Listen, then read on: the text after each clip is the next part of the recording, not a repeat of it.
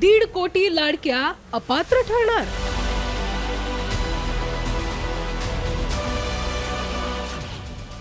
केवळ 80 लाख लाभार्थ्यांचंच ई-केवायसी पूर्ण।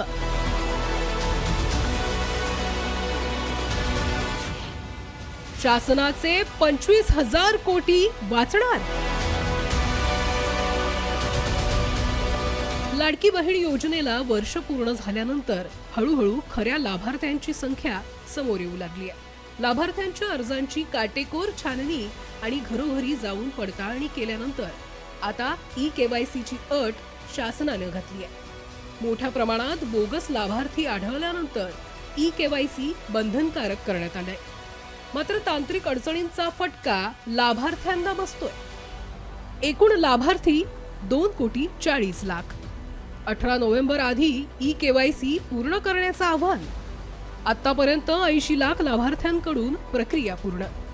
तांत्रिक अडचणी दूर करण्यासाठी सर्व्हरची क्षमता वाढवली।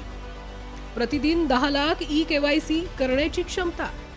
OTP न येणे, आधार लिंक संबंधी समस्या अशा कारणांमुळे अनेक महिलांना ई-केवायसी करताना अडचणी येत आहेत। महिला व बालविकास मंत्र्यांनी मात्र 1 कोटीच्या वर लाभार्थ्यांचं ई-केवायसी झाल्याचा दावा केलाय। सर्व्हरमध्ये सुद्धा आम्ही अनेक सुधार आणलेले आहेत।